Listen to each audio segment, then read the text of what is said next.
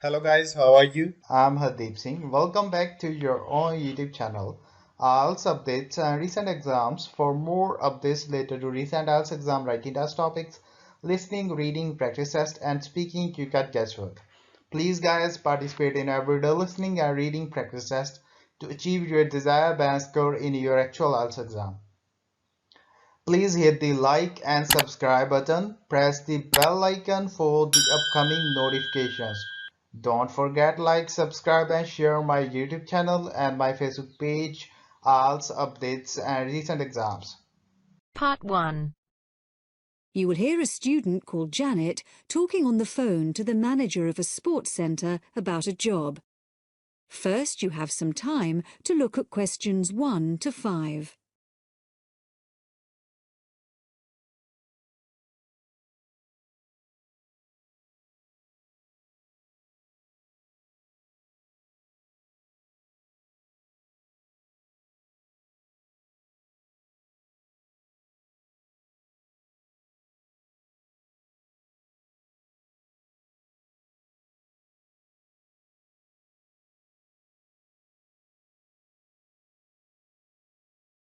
Hello, White Water Sports Centre.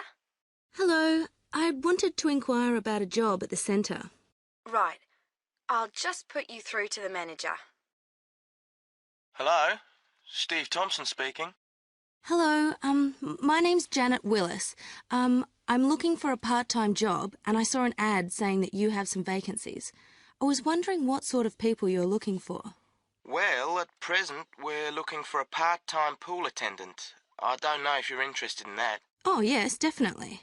Okay. Well, have you done this sort of job before? Oh, yes, I've spent the last 3 summers working for children's summer camps, so I did a lot of pool supervision. And I'm actually a sports student. Water sports is my special area. Okay. Well, no need to ask if you can swim then. No, I'm certainly not afraid of the water. So what does the job at the pool involve? You'd mainly be responsible for supervising the swimmers. We have to watch them all the time, obviously, in case of accidents. So you'd have regular shifts there. Okay. Then, as well as that, you'd have to look after the equipment that's used by the beginners classes. Right. And would I be involved in teaching them at all? I'd be quite interested in that. Well, they have their own instructor, so that's not really part of the job. The attendance job does involve taking regular water quality tests, but you wouldn't be involved in cleaning the pool or anything like that. Okay. And the ad said you wanted someone just twice a week? Yes, that's right. Can I choose which days? Well, if you'd rung up earlier, you could have done, but I'm afraid it's got to be Mondays and Wednesdays. We got someone for Tuesdays and Thursdays, and the weekends are already fully staffed. Is that going to be a problem for you? No, that should be all right. And the ad said it was evening work, right? Yeah, you start at 6, and the pool closes at 9:30, but you wouldn't get away until 10 by the time you've checked the lockers and changing rooms. Fine. Before you hear the rest of the conversation, you have some time to look at questions 6 to 10.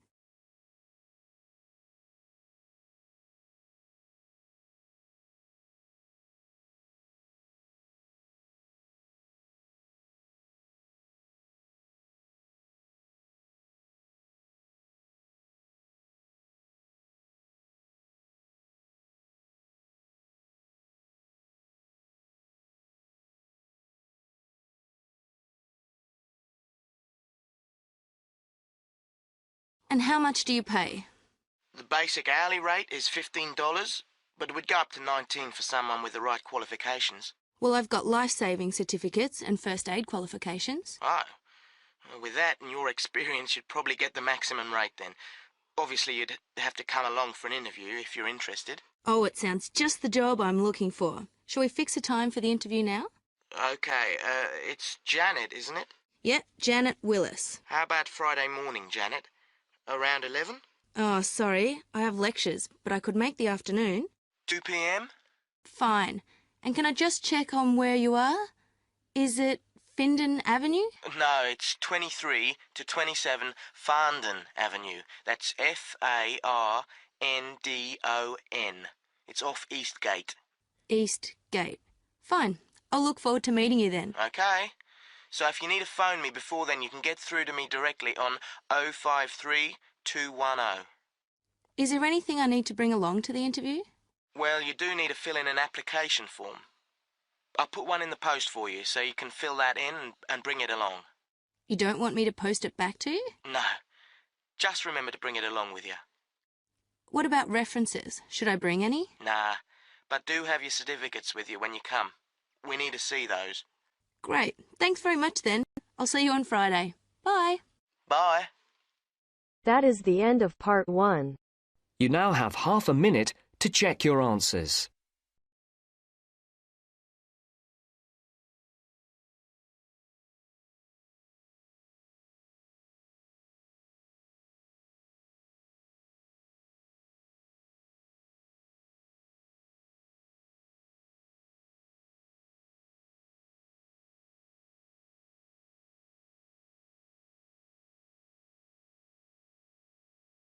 Now turns to part 2. First, you have some time to look at questions 11 to 15.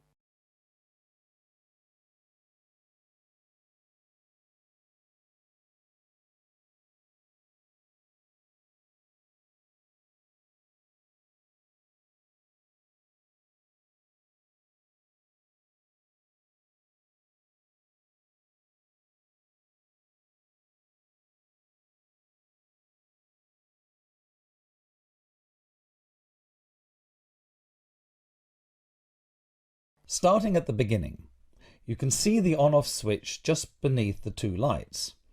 Having turned the machine on, these lights now become very important. When the light on the left has gone out, you can begin making coffee, as it means the water is now hot enough. Next to that is the water level light. If this is illuminated, it means the machine does not have enough water. It is essential that you turn the machine off and add more water the moment this light comes on. Otherwise you could damage the heating element. Once you have checked that both the heater light and the water level light are off, make sure the filter holder, that's the part with the handle just under the control panel, is in place. Once you have your cups ready, it is time to press the coffee delivery switch. That's the button just above the filter holder beside the boiler meter. Remember to take a quick look at the meter as it tells you the exact temperature of the water. On both the left and right hand side of the machine, on the same level as the filter holder, you can see the steam pipes used for heating milk. These steam taps need to be cleaned regularly to avoid blocking. And finally, if you do spill any coffee, don't worry. Just make sure that the drainage pipe at the bottom of the machine is leading into a sink or a suitable waste container. As with the steam taps, the drainage pipe needs regular cleaning.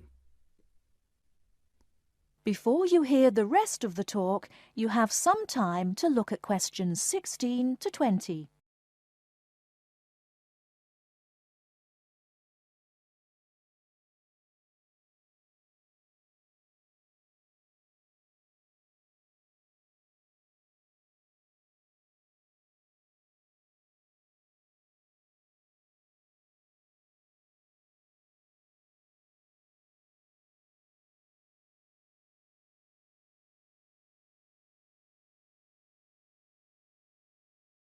First and most importantly, I'll tell you where you should go from tomorrow for your lectures and classes. The Health Sciences building is on the west side of the campus, opposite the library, beside the History department. As you are probably aware, there are 6 modules to the course, which will take a year to complete. That's 2 modules each term. In the first module of this term, you will be looking at current laws with regard to health and safety in the workplace. Don't forget that as you progress through the course, you should be building your thesis. This will need to be completed by the end of the year. Coursework will also be credited to your final grade, but the most important part of the course is the thesis. Now, the final thing I want to tell you, and again you should know this, is that there will be a number of guest speakers throughout your course. They will come from a number of different medical backgrounds, but they will all be giving you their views on the relevance of health sciences in their occupations. That is the end of part 2. You now have half a minute to check your answers.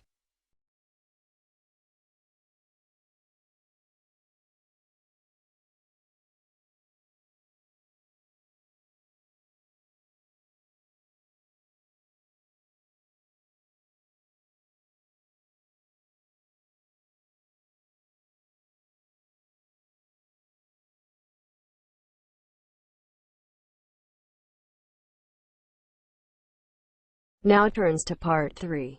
First, you have some time to look at questions 21 to 27.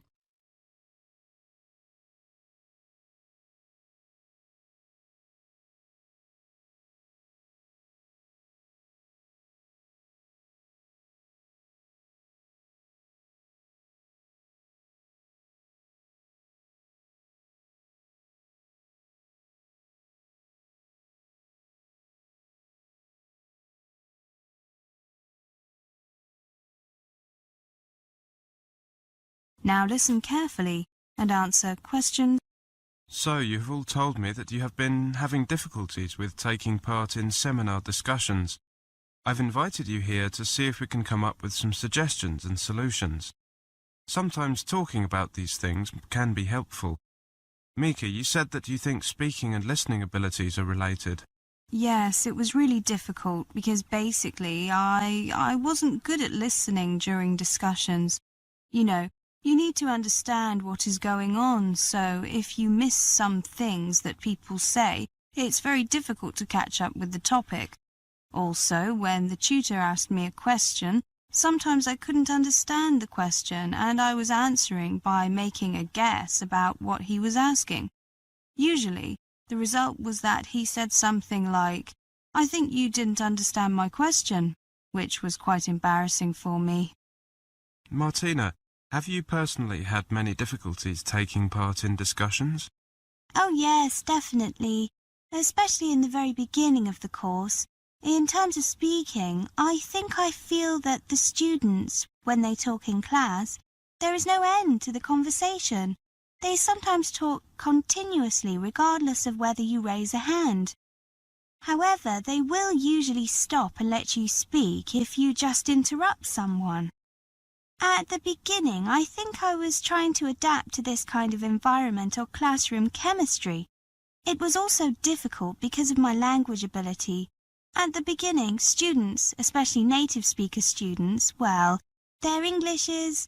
Well, I don't need to comment about their English, but the speed and the fluency of their English made interaction or intervention, interruption, very difficult for students like me, like us, non-native speakers. One thing I learnt to try and do is to think and try to anticipate where the discussion might go, so that when, for example, they talk about something, like when they talk about, for example, how children think, I can get some ideas in my mind and then I can join in. Before, by the time I had collected all my thoughts and was ready to join in, the discussion had moved on. So basically, I think it requires you to think quickly and think ahead if you want to join in. Mikhail, have you done anything to try and improve and to participate in such discussions? I think I have. For example, now I have more discussions with my classmates outside the classroom and talk about them with some of the questions raised in the seminars. If you ask tutors about your concerns, they listen to you very carefully and they pay attention to the issue in future seminars. They also try to, how do you say it in English, catch your eye and see if you are ready to make a comment. If you are, they interrupt the native speakers and, what's the other idiom, give you the floor. That's it. Tutors are very good at accommodating all the people in the room, but you have to let them know you want to speak. Eye contact and body language can be useful. Before you hear the rest of the conversation, you have some time to look at questions 28 to 30.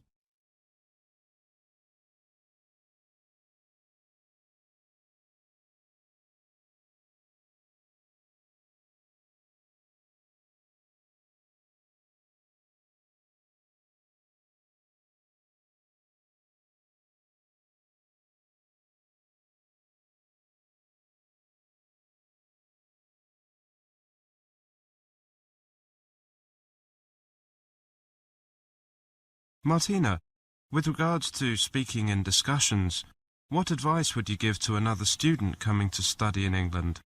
Be polite when you discuss something or argue something. Don't be aggressive.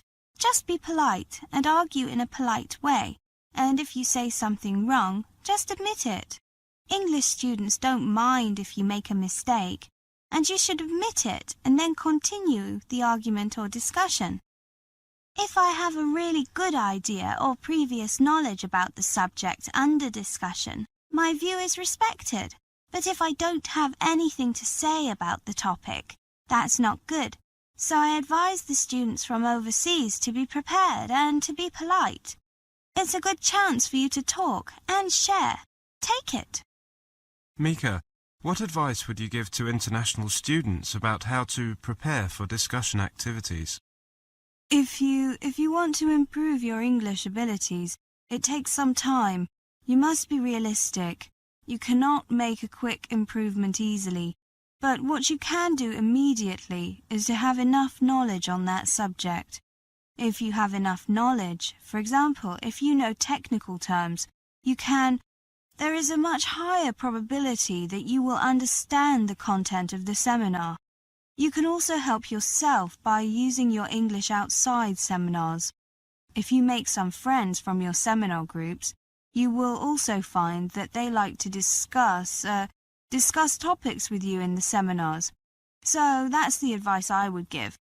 I agree with Martina about being prepared before the discussion.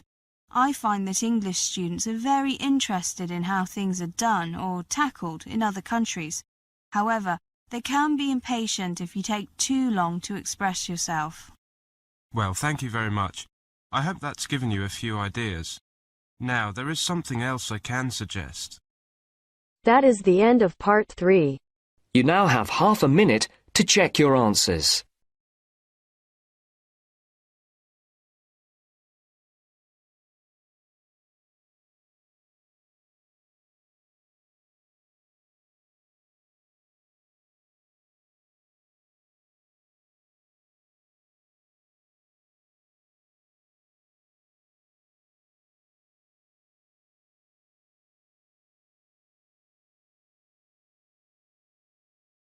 Now turns to part 4. You will hear a lecture about some useful information when you go to study overseas.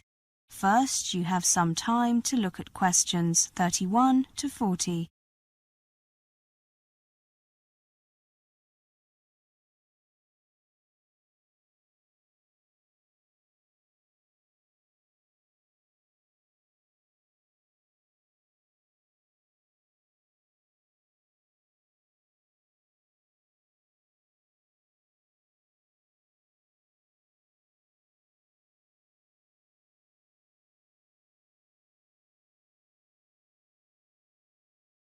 Now listen carefully and answer questions 31 to 40.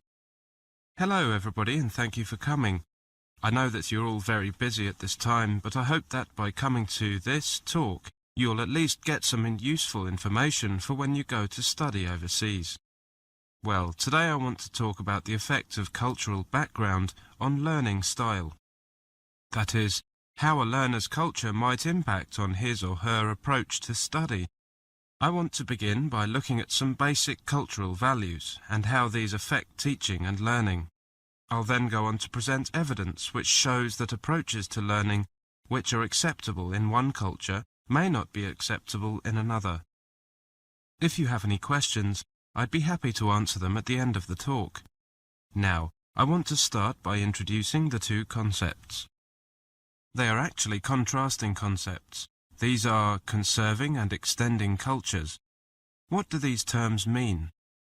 Experts have categorized cultures as being either basically conserving or extending in their attitude to the transmission of knowledge.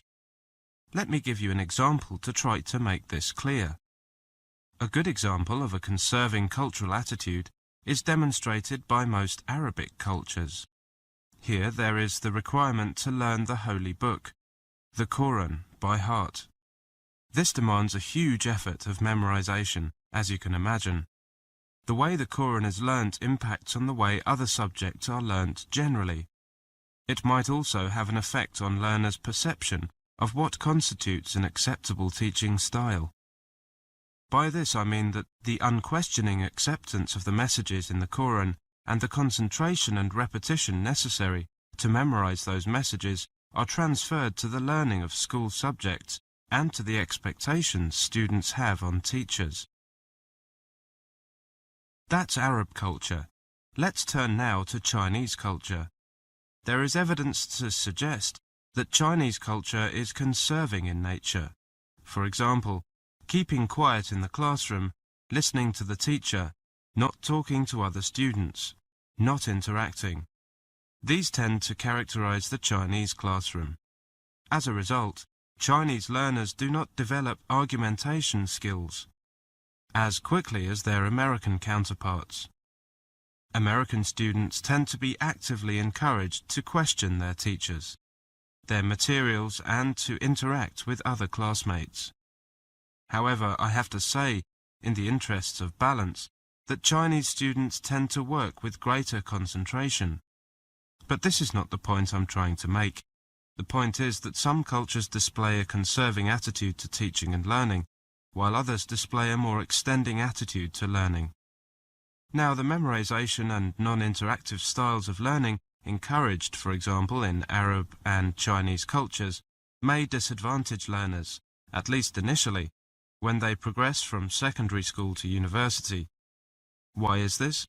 Well, it's because universities worldwide are increasingly adopting, with a few local variations, the Western requirement for students to show argumentation skills in written assignments and effective interpersonal skills in tutorials and seminars. In other words, the world model for university teaching and learning is now the Western model, the interactive model, if you like. Now, of course, students from conserving backgrounds who go on to study in an extending culture will obviously need to adapt to a different learning style to accommodate to the new conditions. This, unsurprisingly, can often prove to be a painful process. However, such learners are able to make the transition quite successfully, with guidance from academic staff and a lot of determination from their own part to unlearn or dismantle the study-related approaches and strategies acquired in their own cultures. Let me give you some examples from real life to try to illuminate this issue. I've put these on slides. Now, let's look at the comments made by 3 Asian students who found the Western university system of teaching and learning very different from their previous experience. If you just look at the screen, I've put these comments on slides, as I said. This is what a Chinese undergraduate from Shanghai studying at an Australian university had to say.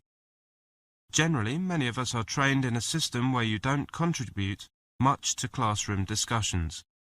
Some students even hesitate to ask questions from lecturers. Here's what a master's student from Japan studying at an English university in London had to say. In Japanese culture and education, the emphasis on training seems to be on intuition rather than logical construction of arguments.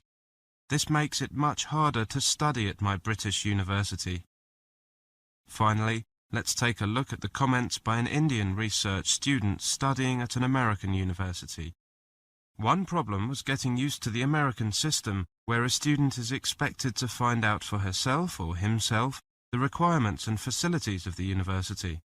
This contrasts with the system at home, whereby a person, generally the lecturer or supervisor, is responsible for the needs of the student. To sum up then, there is certainly evidence to show that the cultural values of a society affect the way that society's educational institutions function and how the teaching in them is carried out. While ensuring the continuation of cultural identity and solidarity, the existence of culturally determined patterns of teaching and learning means that individual learning style, the way a learner would prefer to learn, is largely ignored in classrooms around the world. Well, that's all I want to say for the moment. I hope you'll find what I've said interesting and useful when you go overseas to study. Are there any questions? That is the end of part 4. You now have half a minute to check your answers. So guys, don't forget like, subscribe and share my YouTube channel and my Facebook page, IELTS updates and recent exams. For more updates related to recent IELTS exam writing test topics, listening, reading, practice test and speaking, you got guesswork. Please guys, participate in everyday new IELTS listening and reading practice tests to achieve your desired band score in your actual IELTS exam. For more IELTS material, visit my official website www.ieltsupdatesandrecentexams.com. The link is given below in the description. If you need PDF files of latest IELTS material, then please join my Telegram channel. So guys, please write your score below the comment section. Again, thanks for listening. God bless you all guys. Stay tuned, stay safe.